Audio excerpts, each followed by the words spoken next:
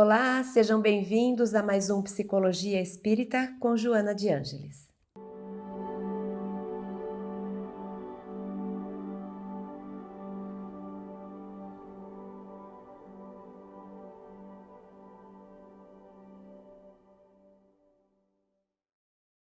Estamos falando sobre reforma íntima.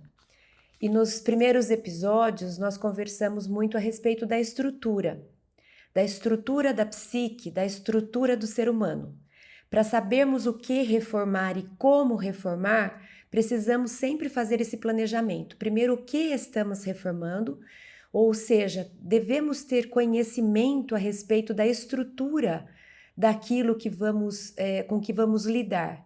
Então, nos primeiros episódios, nós falamos bastante sobre essa parte estrutural do nosso ser. Falamos sobre consciente, sobre inconsciente, sobre os aspectos psicológicos, sobre as funções psicológicas, sobre ego, sobre self, persona, complexos, para a gente entender qual é o formato, como é que Deus nos criou, que máquina é essa, que ser é esse, como ele é estruturado, como ele foi formado. É o primeiro passo para podermos identificar o que fazer dentro daquilo que nos cabe, aquilo que nos é possível. E também conversamos um pouco a respeito do funcionamento, como que nós funcionamos. Aquilo que eu evito, aquilo que eu reprimo, eu tendo a esconder, mas aquilo não se extingue, ou seja, continua em mim, vai para o inconsciente, se transforma em complexos. Esses complexos que a gente chama às vezes no espiritismo de atavismo, tendências do passado, automatismos, eles nos dominam muitas vezes, eles nos incorporam e a gente se vê fazendo coisas que não gostaria, não consegue fazer outras coisas que desejaria. Então, como nós funcionamos? Por que nós fazemos o que não queremos e não conseguimos fazer aquilo que desejamos? Por que as pessoas nos magoam tanto? Por que nós guardamos tanta mágoa, tanta raiva? Por que temos vontade de nos vingar? Então, como o ser humano funciona? Nós também conversamos sobre isso. E hoje vamos falar um pouco sobre, já estamos caminhando para essa última parte desse estudo e vamos já começar a trazer constatações. Então, nós analisamos como somos, analisamos como funcionamos, o que acontece no nosso dia a dia de acordo com aquilo que escolhemos e agora que temos já consciência um pouco de como nós somos e funcionamos, nós vamos diretamente então a esse ponto. Então, o que fazer, né? Como lidar? Onde que nós chegamos?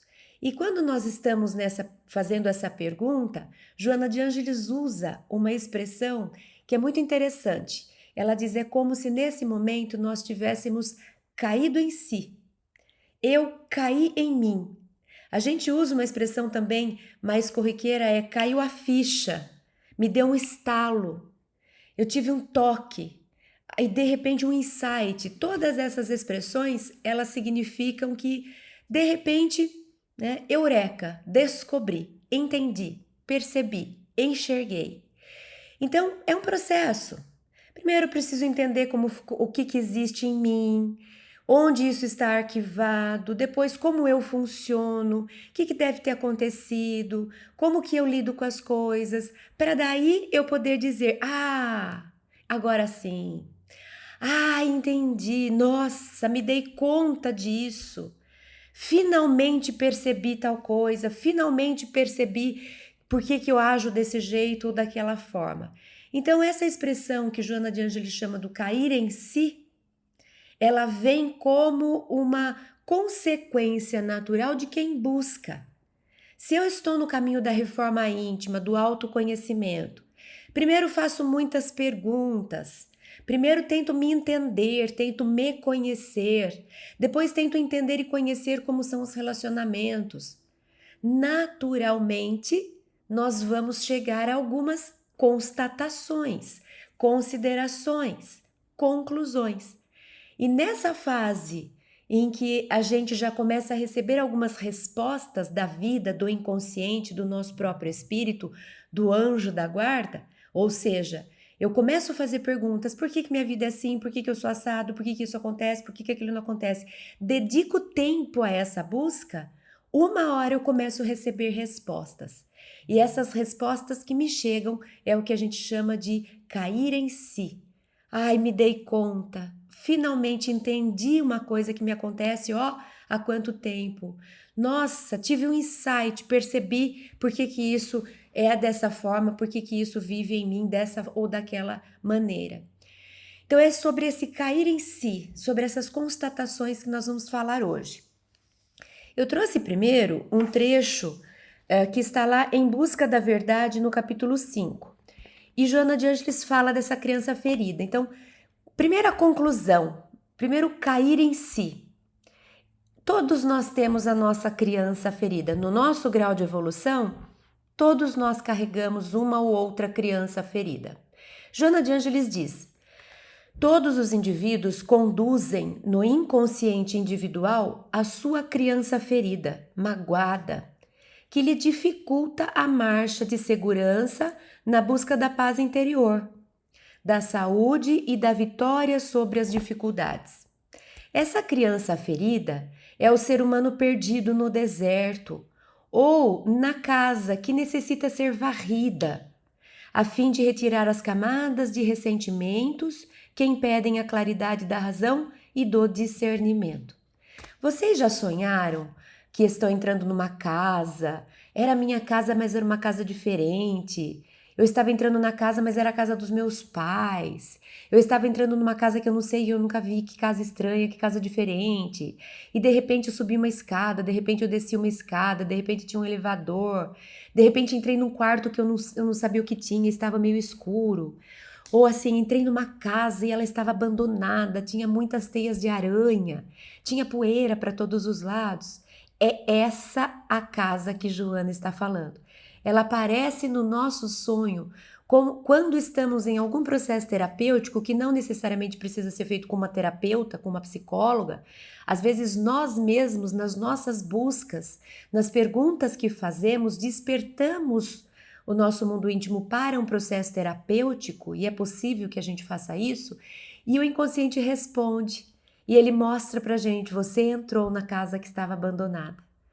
Você entrou na sua casa que é você mesmo.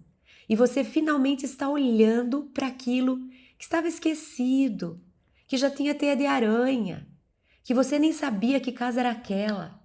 Então, no sonho nos aparece isso. Significa que você já deu o primeiro passo para a reforma íntima. Você entrou na casa que estava abandonada.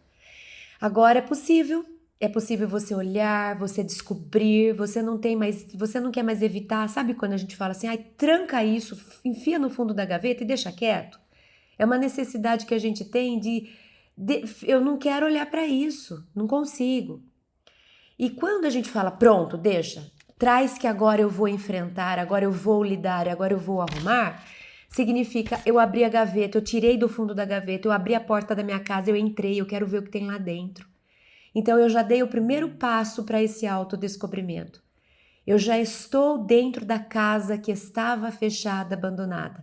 Eu agora já olho para as teias de aranha.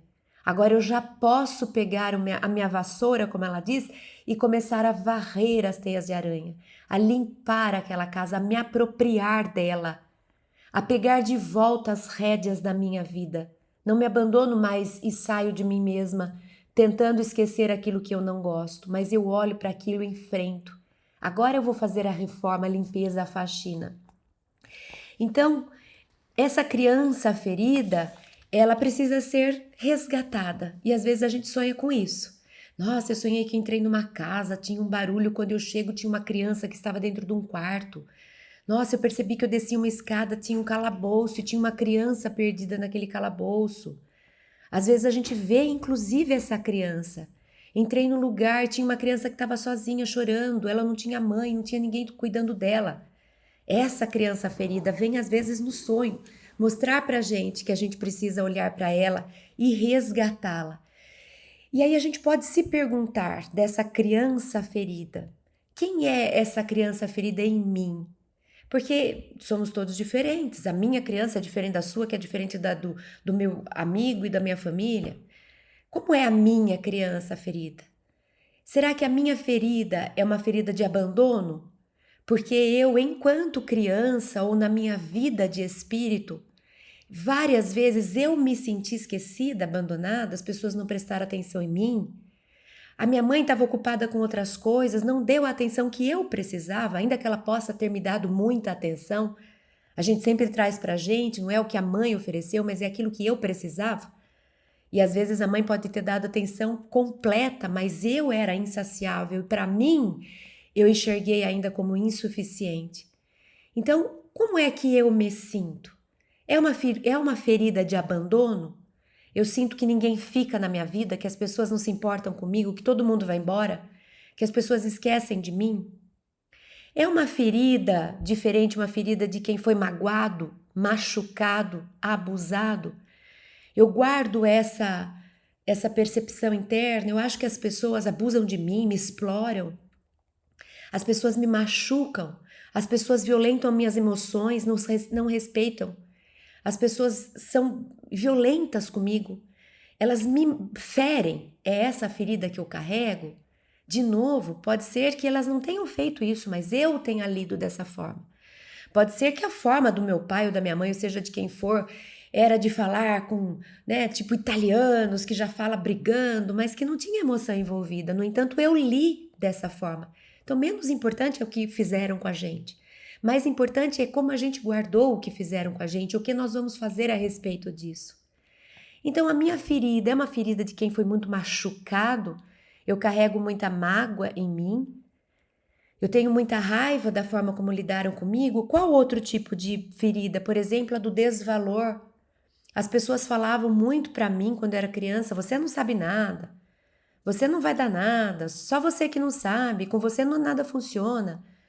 Como se eu não tivesse valor nenhum, como se eu não soubesse nada, não tivesse potência para nada, não tivesse capacidade.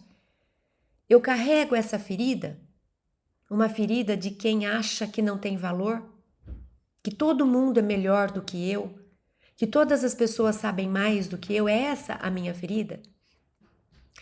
E tem tantas outras feridas que nós poderíamos nos perguntar. Então, primeira constatação de quando a gente vai falar nesse cair em si é isso. A Joana de Ângeles nos lembra: caia em si. Se dê conta de que tem uma criança ferida em você e vá resgatá-la. Mas primeira coisa, quem é essa criança ferida em mim? Que ferida ela carrega? Para que eu possa me acolher e eu oferecer para mim aquilo que eu achei que eu não recebi. Se eu recebi falta de valor, disseram para mim que eu não era nada, que eu nunca ia ser nada, eu vou dizer agora para mim: Cris, você tem valor. E eu vou encontrar o valor em mim. Eu vou prestar atenção em mim para dizer: olha, você é capaz disso. Olha, você já tem um pouco dessa virtude. E eu vou me dar valor. Se eu acho que eu fui abandonada, eu vou me dar atenção. E eu vou dizer para mim: você não está sozinha, porque olha, eu estou comigo. Eu me importo comigo. E eu estou sempre presente naquilo que eu preciso. Então eu vou em busca de resgatar e de oferecer para mim aquilo que eu sinto que eu não tive, que me faltou. Então, primeira constatação é essa, da criança ferida. Segunda constatação, que bengalas aprisionam. E aí Joana diz no livro Vida, Desafios e Soluções, capítulo 8, ela diz: a psicologia, por seu turno, convida o indivíduo a avançar, sem a utilização de novas bengalas ou de dependência de qualquer natureza, a fim de ser livre. É compreensível que em determinados momentos, durante a aprendizagem, a iniciação, o candidato se apoie naqueles que os instruem, liberando-se a pouco e pouco, de forma a conquistar seu próprio espaço. Então ela diz o seguinte: enquanto nós não temos condição, capacidade, enquanto nós não temos o recurso desenvolvido, tudo bem a gente emprestar de alguém. Mas é um emprestar no sentido de aprender com aquilo que a gente empresta. No sentido de internalizar aquilo que ainda não é nosso. Mas a nossa meta é Eu vou emprestar para aprender como funciona, para saber como constrói, para entender como lidar, até que um dia eu tenho o meu. A partir dali, obrigada, não preciso mais, agora eu consigo fazer por mim. Em tudo a gente faz isso. A gente vai para a escola. A gente vai para a escola, mas não é para ter um professor que viva com a gente para o resto da vida, lendo para a gente o que a gente não consegue ler, escrevendo aquilo que a gente não consegue escrever com 5, 6 anos. A gente vai, empresta do professor a competência de ler, escrever, fazer conta, até que a gente consiga internalizar e ter a nossa própria capacidade e habilidade. Aí um dia a gente fala, professor, muito obrigada. Era uma vez um dia em que eu não sabia ler, nem escrever e nem fazer contas. E eu precisei emprestar de você essas habilidades. Só que quando você me emprestou as suas, eu fui internalizando e criando as minhas. A partir de hoje eu já não preciso mais, eu cresci nesse ponto. Agora eu sou capaz de ler, escrever e fazer contas, eu comigo mesma, eu por mim mesma. E para tudo, a gente precisa de pai e de mãe para cuidar da nossa saúde, porque a gente não entende de saúde quando é criança. A gente não sabe quais são os alimentos, o que é preciso de equilíbrio. Aí a gente vai vivendo com os pais, a mãe vai ensinando o que come antes, o que come depois, o que faz mal, o que dá dor de barriga, o que faz crescer os ossos, o que faz crescer os músculos, o que faz bem, o que não faz bem, até que vai chegar um dia em que eu tenha internalizado isso. Agora eu não preciso mais da minha mãe fazer o meu prato. Eu sou capaz de comprar os alimentos, de preparar os alimentos e de me alimentar sendo saudável. Eu internalizei. Aí a gente precisa de atenção espiritual. E aí a gente vai em busca de alguém que seja para a gente referência. Jesus é um grande modelo nosso. Mas o nosso objetivo não é ser dependente de Jesus para sempre, mas é encostar em Jesus, se aproximar de Jesus, seguir a Jesus, imitar a Jesus, enquanto a gente internaliza essas virtudes. Ah, eu gosto muito do religioso X ou Y, então eu acompanho, eu ouço, ótimo. Vá internalizando, para que chegue o momento que você fale, eu posso até continuar te seguindo, mas não porque agora eu preciso, mas porque eu gosto, porque eu quero. No entanto, eu já sou capaz de me movimentar, de me direcionar na vida, espiritualmente falando, por mim mesma. Esse é o desenvolvimento em todas as nossas áreas, nós devemos buscar isso. E a mesma coisa psicologicamente falando. Preciso de uma orientação, preciso de uma terapia, ok. Eu vou emprestar essas capacidades daquele meu amigo, do meu terapeuta, daquele meu mestre, meu tutor, seja lá quem for, para que eu desenvolva em mim a minha própria terapeuta interna. E um dia eu mesma saiba fazer os meus enfrentamentos. Não quer dizer que nós não vamos trocar, não quer dizer que não vamos pedir ajuda, mas quer dizer que estamos crescendo e não precisamos de bengala. Vamos buscar apoio, vamos trocar ideias, vamos pedir uma ajuda, mas não dependência. Nós vamos caminhar da heteronomia de Piaget para a autonomia, ou seja, enquanto não tenho condição, eu não tenho aparelho, eu não tenho instrumento para fazer por mim, estou nessa fase de heteronomia e isso se aplica a todas as áreas, ótimo. Eu vou ter ajuda. Tem momentos em que eu não é meio uma bengala, mas é um andador. Vou precisar do andador. Até que chega um momento que eu falo, pronto, eu sou forte, minhas pernas estão fortes, eu sou capaz e eu vou eu vou caminhar por mim, eu vou me locomover, eu vou cuidar de mim. Então, outra constatação que Joana nos oferece é essa: bengalas aprisionam. Eu preciso caminhar em direção à liberdade, eu preciso ser livre. Eu cair em mim significa percebi, me dei conta de que eu não posso ficar dependendo do outro. Tudo que eu preciso eu ligo para fulano. Qualquer problema que eu tenho, eu corro atrás. Tem um período que isso faz parte. Agora, isso não pode ser crônico, isso não pode ser eterno, senão eu não estou me desenvolvendo. Então, caia em si. Primeiro, busque sua criança, acolha essa criança ferida. Segunda, Caia em si, você precisa ser livre, você precisa se amadurecer. Você não pode ficar dependendo de tudo para sempre, senão você não está se desenvolvendo. O que mais que Joana de Ângeles fala?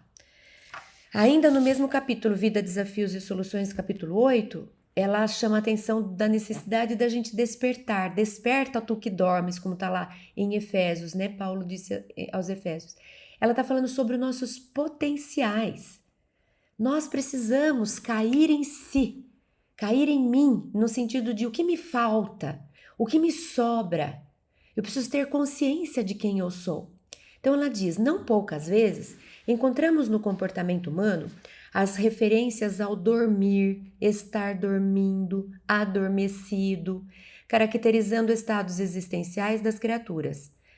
Certamente, de fato, a maioria está adormecida para as próprias realidades, para os desafios da evolução, para as conquistas do si. Imediatamente apaixonada por interesses mesquinhos, mergulhada em sombras ou fascinada pelo doentio narcisismo, prefere permanecer em estado de consciência de sono e a experimentar o despertamento para a lucidez. Portanto, para os compromissos em relação à vida e ao crescimento interior, que se lhe apresenta como um verdadeiro parto no que tem razão. Despertar para a realidade nova da vida é como experimentar um parto interior, profundo, libertador, dorido e feliz. O que Joana fala? Às vezes é gostoso ficar onde está, porque eu já conheço, eu já sei, eu vou ficar nessa casinha aqui, ela é pequenininha, mas eu dou conta dela, eu sei cada lugarzinho. Aí surge a oportunidade de ir para uma casa que me interessa, não necessariamente maior, mas uma casa que esteja num lugar mais gostoso, mais arejado. E a gente fala, ai, mas aqui eu já conheço, aqui eu já sei, isso aqui eu já domino, e a gente evita. A gente prefere ficar adormecido. A gente aparece isso em sonho também. A gente às vezes sonha com uma pessoa que está dormindo, é um aspecto nosso. Ou às vezes a gente sonha que acordou. Então é algo que no nosso inconsciente está sendo trabalhado, nesse sentido. Tem algo que está nos chamando a despertar, acorda, presta atenção. O que é estar acordado? Estar acordado é estar atento, é estar consciente, é saber, é olhar. E o que é estar adormecido? Às vezes a gente fala, nossa, eu estava dormindo acordado. O que eu quero dizer? Sonhando acordado. Quer dizer, eu não estava atento, eu estava no mundo da lua, eu não estava prestando atenção. É a história, deixa a vida levar, a vida vai levando. Não, a vida é muito preciosa para eu deixar ela se levar. Eu não posso abrir mão do meu livre-arbítrio, e o meu livre-arbítrio só aparece quando eu estou consciente. Aí eu posso tomar decisões livremente falando. Então, eu preciso acordar, eu preciso despertar. Despertar para aquilo que precisa ser revisto e despertar para aquilo que precisa ser desenvolvido. Quais os meus potenciais? Quais habilidades estão adormecidas? Quais as minhas conquistas que me aguardam? Que aguardam a minha vontade de ir e dedicar tempo e energia para isso?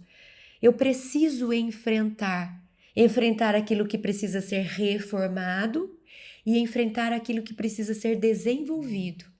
Ah, eu tenho dificuldade com isso, então invista nisso, se desenvolva. Ah, eu tenho dificuldade de me comunicar, invista nisso, desenvolva esse potencial, acorda. Vai fazer um curso, hoje tem curso de comunicação não violenta que é sensacional, é maravilhoso. Desenvolver técnicas de se comunicar, vai fazer um curso de oratória, não precisa ser orador, mas para você aprender a impor a sua voz, a dar campo para suas ideias. Invista no potencial que está subdesenvolvido. Ah, eu sou muito tímido, introvertido. Desenvolva um pouco mais da sua extroversão. Faça um pouco de esforço para conversar mais com pessoas que você não conhece. Desperta potenciais. Desperta aquilo que precisa ser desenvolvido, alimentado, nutrido. Então, olha quantas constatações no que diz respeito a cair em si. Caia em si e busque a criança ferida. Caia em si e desperte os seus potenciais. Caia em si, se livre de bengalas que você está dependente e não precisa. Você tem condição de ser livre. Essa é a ideia desse encontro de hoje. É nos chamar a atenção para aquilo que precisa ser revisto, resgatado, desenvolvido, reciclado. Mais um ponto em que a gente traz. Cair em si, veja que no slide anterior, quando ela fala, né, do desperta ou tu que dormes, ela fala, despertar para a realidade da nova vida é como experimentar um parto interior, profundo, libertador, dorido e feliz. E a gente vê isso em sonho, sabia?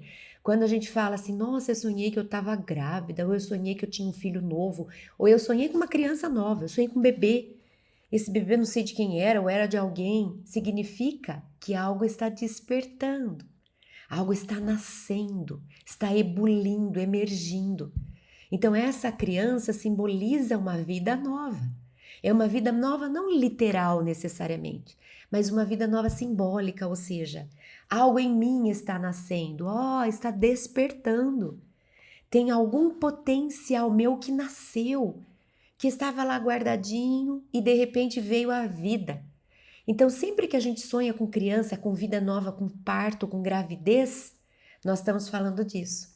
Tem algo sendo despertado, tem algo que vai nascer. Olha que boa notícia. Mas Joana de Ângeles fala desse parto profundo e libertador, ela fala que ele também é dorido. Então, outro cair em si que a gente pode trazer aqui é que sofrer faz parte. Caia em si. Chega de ilusão de achar que tem como a gente viver uma vida se livrando, se esquivando e desviando de sofrer. É muito melhor a gente ler o livro inteiro da Joana de Ângeles, que é o livro Plenitude, porque é um tratado sobre o sofrimento. E a gente termina o livro ressignificando completamente o conceito de sofrimento. A benfeitora nos prova que sofrer não é o que a gente acha que tem a ver com doer, punição, deu errado, que pena, não era para ser. Ela fala simplesmente, é algo que faz crescer. E é da lei da natureza que aquilo que faz crescer exige sacrifício, dor. É só isso. Não vai dar para a gente imaginar um crescimento sem algumas doses de sofrimento. Mas não é o sofrimento de céus, ó dia, o azar, Deus, por que eu sofro? É o sofrimento daquele que vai para academia e fala, tá doendo, mas tá crescendo, eu vou dar conta. É esse sofrimento que Joana apresenta no livro Plenitude, que deve ser estudado, né, na sua íntegra. Então ela fala sobre esse sofrimento. Então, lá no livro Em Busca da Verdade, no capítulo 5, Joana fala: a conquista da autoconsciência tem início nesse cair em si, graças ao sofrimento experimentado, que é o desencadeador da necessidade do encontro, do autoencontro profundo. O sofrimento consciente, que faculta reflexões, convida normalmente a mudança de comportamento, porque expressa distonia na organização física, emocional ou psíquica e que necessita de ajustamento. Então, na psicossomática, tem uma frase básica, quando a gente vai estudar os sofrimentos como reflexos da psique na carne, na pele, no órgão, no corpo físico. A psicossomática é esse estudo da representação dos dilemas e dos sofrimentos emocionais psicológicos, dando vida, tendo vida no corpo, ou seja, a doença é reflexo de complexos. Então, os nossos conflitos, as nossas questões psicológicas que estão armazenadas no inconsciente, quando elas não são lidadas, muitas vezes elas aparecem na forma de uma doença, de um sintoma, de uma disfunção. A gente então vai entender essa mensagem que chega para o corpo como uma tentativa de comunicação do inconsciente. A gente diz, o inconsciente tenta nos alertar, né? Tenta nos alertar de que tem coisas que precisam ser revistas. Ele nos manda sonhos, mas a gente nem para prestar atenção em sonho, acorda correndo e vai viver, não anota, não reflete sobre aquilo, não tenta conversar com o sonho. Então, ele vai intensificando a mensagem. Aí, o inconsciente também nos ajuda dando mensagens que têm a ver com a sincronicidade, ou seja, nossa, tem umas coisas, umas coincidências significativas acontecendo. É a terceira vez que me aparece a oportunidade de saber sobre o assunto X. Para pensar, é o inconsciente que está te dando alguma dica. Ele está tentando evitar aquele sofrimento, que é a última parte da mensagem. Quando a gente precisa dar uma mensagem para alguém, a gente fala fulano, e o fulano tá lá desatento. Fulano, e o fulano tá lá desatento. Chega uma hora que é fulano, não é assim? Acorda, desperta, eu tô te trazendo uma mensagem. O inconsciente faz a mesma coisa. Ele manda um sonho, ele manda umas coincidências significativas na vida. Alguém me chama para uma palestra sobre um tema que é o tema que eu preciso trabalhar. E eu não escuto, e eu não escuto. Aparece sintoma. E eu não escuto, aparece a doença. Então é como se fosse o inconsciente gritando o máximo que ele pode. Presta atenção que isso precisa ser revisto. Isso precisa ser trabalhado, isso precisa ser enfrentado. Então não é punição, é telegrama do inconsciente, é uma chamada que ele está fazendo, mas a gente não está acordando. Então o sofrimento vem como esse chacoalhão, né? Eu preciso cair em si. Então meu inconsciente chama, Cris, presta atenção. De repente acorda, Cris, né? Aí chegou no tal do sofrimento. Então Joana de Ângeles fala desse cair em si, que na verdade é um convite à reflexão, à mudança de comportamento. Tem algo falando que não está bom. E na psicossomática, a pergunta que a gente faz para o sintoma e para a doença é: para que você vem? A serviço de quê? Qual a mensagem que você carrega? E a gente pode pegar a nossa doença, o nosso sintoma, e a gente pode analisar. Brinca com ele nesse sentido. Escreve lá a doença que você tem e começa a conversar com ela.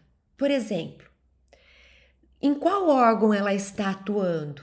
Ah, ela está atuando no pulmão. Ah, o que é pulmão? Ah, pulmão é a bomba.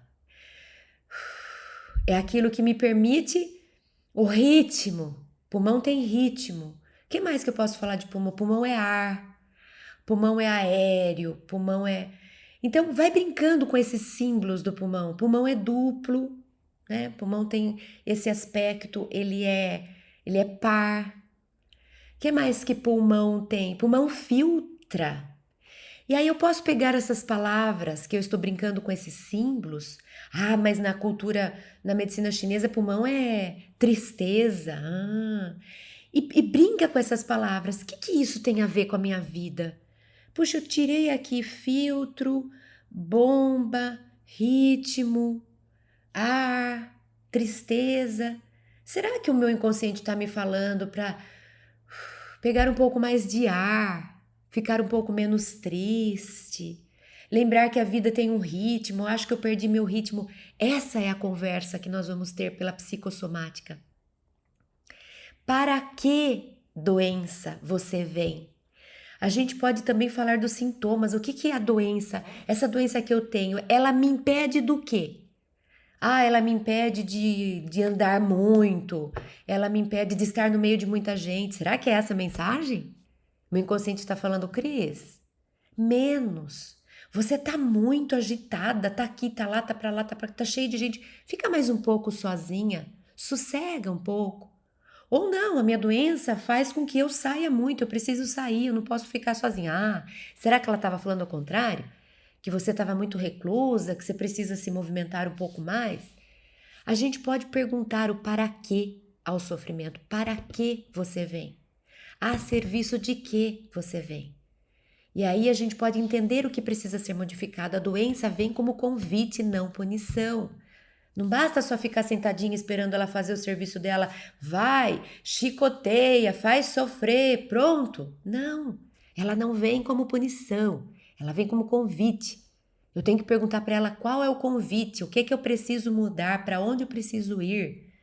O que você me traz pensamento. É para isso que vem. Então, cair em si a respeito dos sofrimentos, tentando entender o que eles nos convidam. O que mais? Eu trouxe também um trecho que está no livro Plenitude, capítulo 9, e ela fala sobre esse querer. Então, Joana fala assim: o querer é de alta importância, porquanto representa não apenas a vontade interesseira e imediatista, porém todo o empenho, todo o investimento de recursos para adquirir-se o pleno comando dessa força e a sua hábil canalização com objetivos elevados. Então, o que Joana está trazendo com relação a esse ponto? O que eu queria destacar desse querer?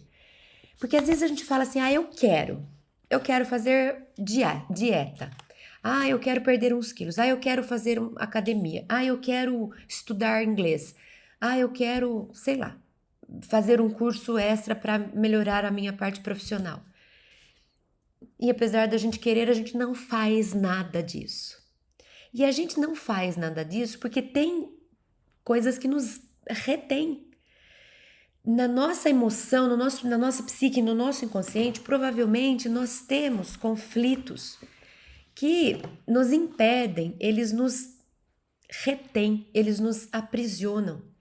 Então não basta só esse querer cognitivamente falando. Minha cabeça está pensando e falando, eu quero ter uma alimentação melhor. Tem que combinar com um outro querer, que é um querer que o inconsciente permite. E esse inconsciente permite quando ele não tem conflitos naquilo. Eu queria não comer tanto doce. É o clássico, né? E aí a gente fala, queria não comer tanto doce. Mas espera aí. Aqui eu entendi, doce faz mal. Se eu comer menos doce, eu vou ter uma saúde melhor. Então, cognitivamente falando, eu quero comer menos doce. Tá bom, cognitivamente falando. Em termos de consciência. Mas será que esse doce não está a serviço de algum conteúdo do inconsciente? Será que eu não estou usando o momento do comer o doce? E esse comer o doce está amenizando um pouco um drama do inconsciente, está no lugar de algo que está me saciando, algo que está insaciado? Então, por isso que é difícil a gente falar, se você quiser mesmo, você faz. A gente não deve falar isso para as pessoas, porque a gente não sabe que conflito ela carrega, que complexo ela tem. E muitas vezes esse complexo, ela está presa nele. E por mais que aqui ela queira, ela tem vontade, o complexo não deixa ela sair daquele lugar. Ela precisa primeiro ir lá e trabalhar esse complexo, diluir esse complexo, para dar essa... Agora sim, eu tenho energia psíquica para querer, não tem nada que me puxe para trás. Porque eu dou 3 passos para frente, porque conscientemente eu quero, e o meu inconsciente me puxa 4 para trás. Então, esse querer não basta só você falar, eu quero, uhul, vamos para frente. Eu preciso também entender o que me impede de fazer aquilo que eu quero fazer e não consigo. E preciso lidar com essa questão lá, para aliviá-la, para ela me liberar, para eu poder fazer de fato aquilo que eu quero. Né? A gente sempre traz o exemplo de Paulo, o bem que eu não quero fazer, esse eu faço. O mal que eu não quero fazer, esse eu faço. O Paulo próprio estava dizendo, eu quero fazer o bem, por que eu não consigo? Porque ele queria fazer o bem conscientemente, mas inconscientemente tinha ainda algo que o aprisionava. Então, quando Joana de Ângeles fala desse querer, ela fala sobre esse investimento de recursos para adquirir essa força. Então, é investir recursos em diluir aquilo que me prende, é lidar com os complexos. Como? Olhando para dentro. Autoconhecimento, reforma íntima. Então, o cair em si significa também identificar o que impede o meu querer de me levar para onde eu desejo e preciso realmente ir. Eu preciso lidar com as travas, com aquilo que me atrasa, com aquilo que me retém. Então, precisa me cair essa ficha para que eu trabalhe isso e isso me libere para viver. Mais um ponto que a gente traz aqui. Vida, Desafios e Soluções, capítulo 8. Voltamos lá. Ainda na história da criança ferida, agora a criança psicológica, ou seja, aquela criança, aquele lado, aquele aspecto psicológico nosso que não desenvolveu. Então, Joana fala, Nesse trabalho, a criança psicológica adormecida no ser e que teima por ser acalentada cede lugar ao adulto de vontade firme e confiante que programa os seus atos trabalhando com afinco para conseguir resultados satisfatórios. Nessa empreitada, ele não deseja triunfar sobre os outros, conquistar o mundo, tornar-se famoso, conduzir massas, ser deificado, porque a sua luta é a de se conquistar. Então a gente já começa aqui a caminhar para essa, como seria depois que eu caí em mim, depois do cair em si, depois que eu me dei conta do que precisa ser trabalhado, eu começo a já colher os benefícios e os frutos. Por exemplo, a criança não desenvolvida se desenvolve. Eu me torno maduro. Eu começo a buscar realmente na vida os verdadeiros tesouros. Eu começo a juntar tesouros no céu e não na terra. Eu começo a me encantar mais com as coisas que me engrandecem dentro do que aquelas que fazem purpurina e me dão curtida e me aumentam a conta bancária no mundo de fora. Eu me realizo mais com as conquistas de dentro do que com as famas e riquezas e poderes do mundo de fora. Então, cair em si nos leva ao amadurecimento, a ficarmos mais maduros, ou seja, não preciso mais das bengalas, da bengala das curtidas, da bengala do status, da bengala do poder, não preciso mais. Ninguém precisa saber quem eu sou, ninguém precisa saber de mim. Eu estou muito bem realizada, eu comigo mesma, eu com Deus. Outro ponto que a gente vai considerar no cair em si tem a ver com a internalização. Então, reforma íntima vai falar sobre isso também. Cair em mim no sentido de que não adianta ficar fazendo 300 mil coisas lá fora se isso não reverte em mudança dentro. Não adianta eu falar assim no final da minha vida, chegar lá no plano espiritual e falar assim para o meu benfeitor espiritual. Meu anjo da guarda, sabe quantas cestas básicas eu distribuí? Ele vai falar, sei, porque já está até registrado, mas eu quero saber é quanto você se transformou ao distribuir cestas básicas. As duas coisas precisam se completar. Eu preciso sim ir em direção à fraternidade, à caridade, ao amor em ação, é me importar com os outros. Mas ao fazer esse movimento, eu preciso me transformar junto. Eu faço esse movimento para me engrandecer enquanto espírito. A reforma é dentro. Não é uma lista de checklist das coisas que eu preciso fazer no mundo de fora e como se pronto. Então não vai adiantar eu falar assim, quer saber quantas cestas básicas eu distribuí? Quer saber quantas palestras eu fiz? O meu anjo da guarda vai falar, e quantas dessas palestras fez com que você se tornasse uma pessoa melhor? É a internalização. O saber e o fazer são importantes. Amai-vos, instruí-vos. O instruí-vos é importante, mas o amai-vos, o ser também é importante. Então, no livro O Homem Integral, capítulo 2, Joana diz assim: o homem deve adquirir o conhecimento para elevar-se do ser bruto, tornando-se o sujeito detentor da consciência. Não lhe bastará, não lhe bastará conhecer, mas também ele precisa viver a experiência de ser o objeto conhecido, não somente conhecer de fora para dentro. Porém, vivenciar de dentro para fora o que é conhecido, incorporando a sua realidade. Então, quando Paulo, já lá no final da vida, que ele já internalizou o Cristo, ele diz, já não sou eu quem vive, é o Cristo que vive em mim. O que ele está dizendo? Está dentro de mim. Quando eu ligo agora o piloto automático, eu sou a virtude. Eu não preciso vigiar o que eu preciso fazer para ir para o céu. Eu preciso distribuir o remédio, eu preciso cuidar. Não, eu sou.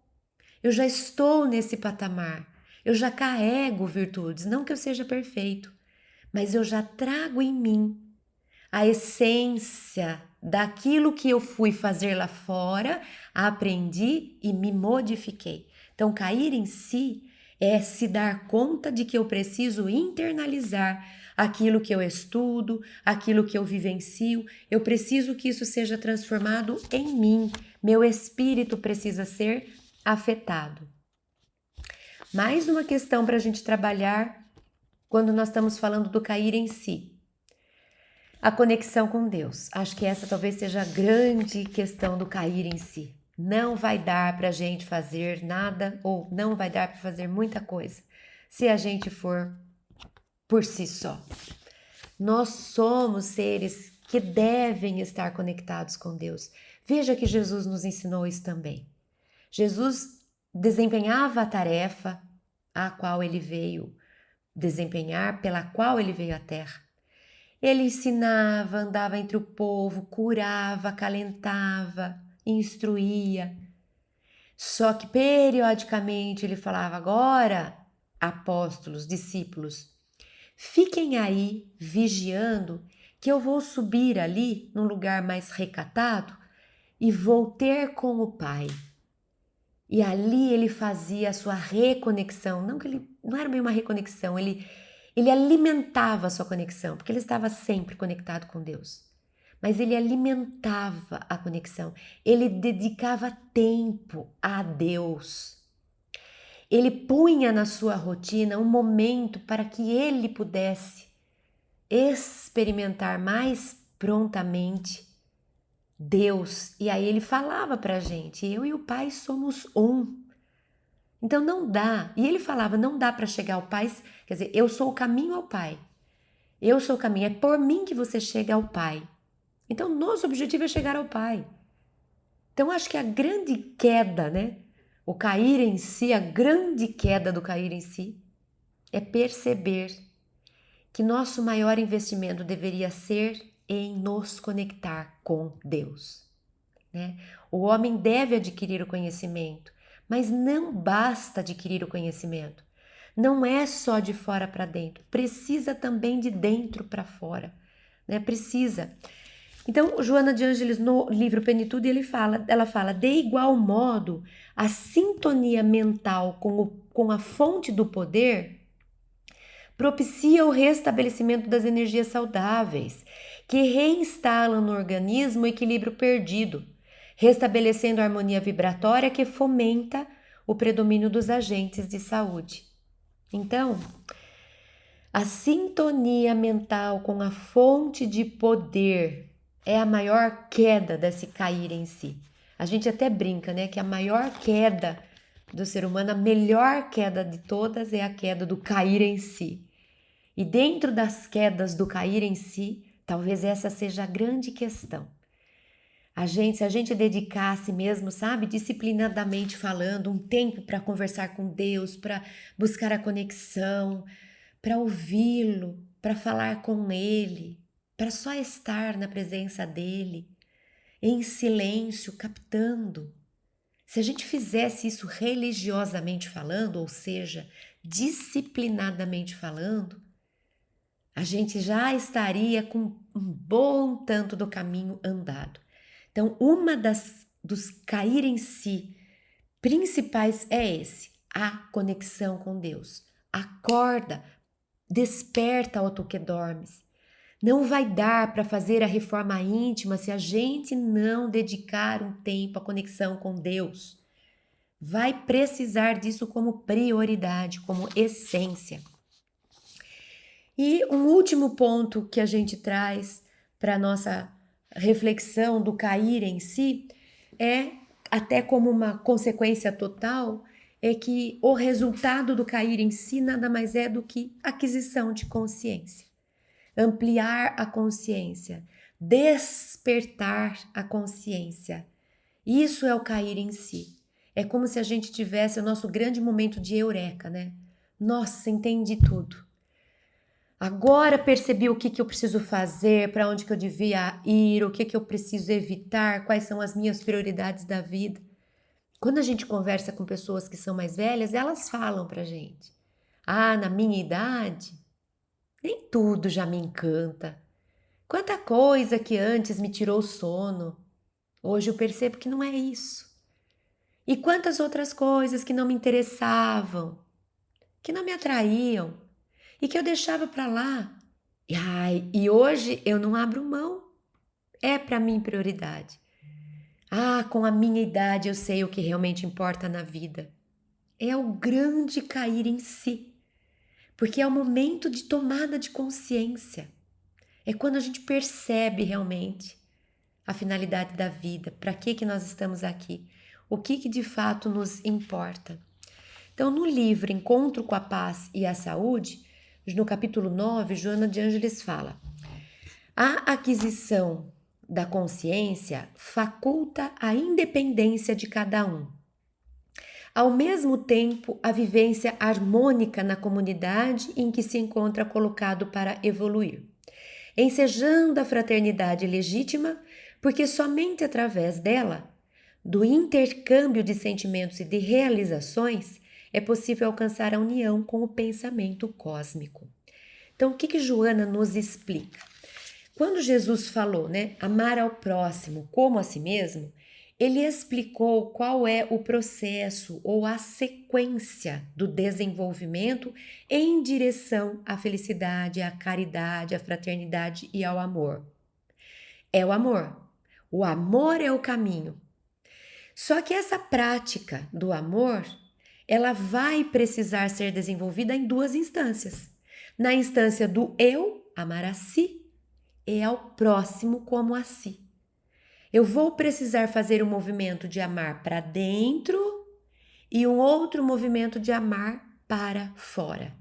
Então, a aquisição da consciência é isso. Não tem forma da gente, eu quero ajudar no mundo, eu quero colaborar com o mundo, eu quero um mundo mais fraterno, vamos fazer uma campanha pela fraternidade. A melhor forma que você tem de colaborar para que o mundo seja melhor é sendo melhor. Não é a melhor forma, na verdade. É a única forma.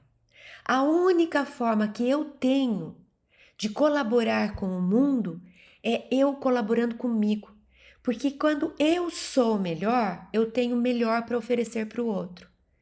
Como que eu vou ajudar alguém se eu sou egoísta? Eu não vou, na hora do vamos ver, eu posso fazer por obrigação.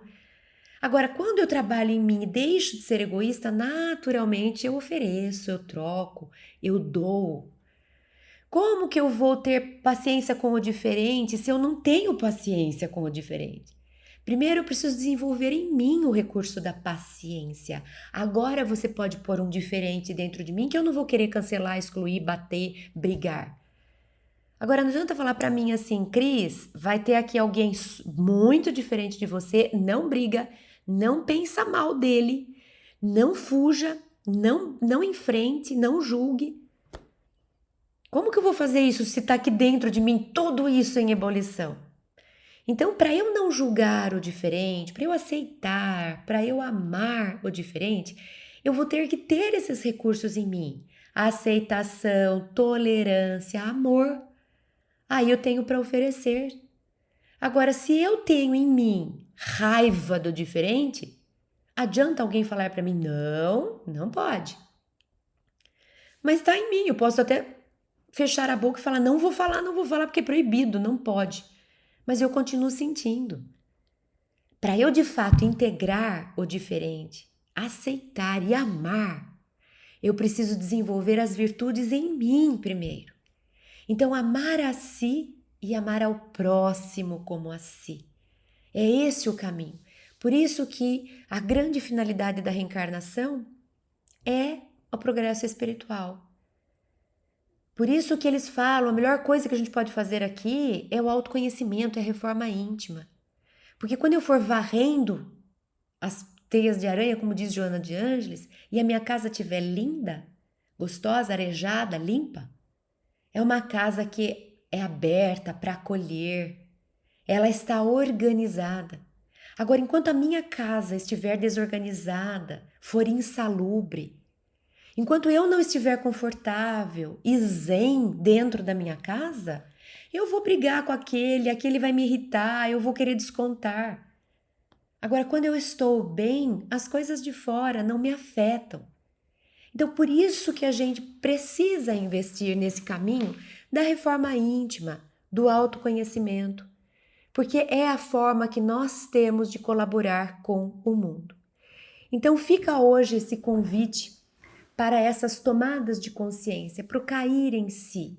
cair em si daquilo que eu carrego, cair em si das minhas infantilidades, cair em si a respeito das minhas potências não desenvolvidas, cair em si a respeito das minhas teias de aranhas que precisam ser limpas, cair em si da necessidade da conexão com Deus, da necessidade de olhar para dentro e internalizar aquilo que a gente aprende. Se a gente não se der conta de que essas coisas precisam ser alimentadas, nutridas e olhadas, elas vão acontecer por si, porque existe uma lei que chama lei do progresso, que a hora que a gente está muito parada, ela dá um peteleco e a gente vai ter que andar.